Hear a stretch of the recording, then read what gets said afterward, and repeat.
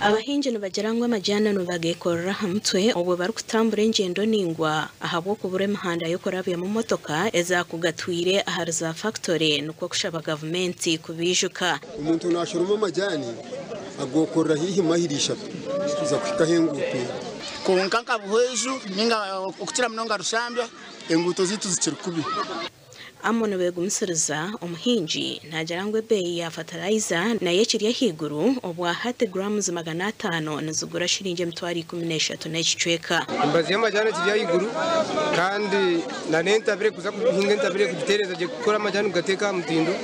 nabwenshi twaruguye bwingi nesente nyinshi bitu bamwe nibasima gavumenti ya President Museveni ahabwo kubahemba boza amajyani obu bagumize ngo yakukora habzu byabo eberumwenguto nemibazi yebigimusa owabo bworo babanbije kubibingi sakati ntwetaga ngo tuyambe abo kuba distance yo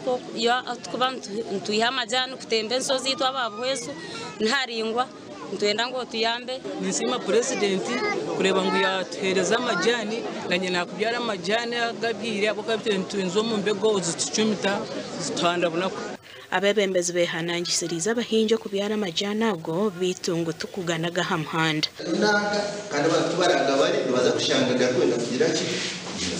ejo tukozere tutebekanise abahinji bitu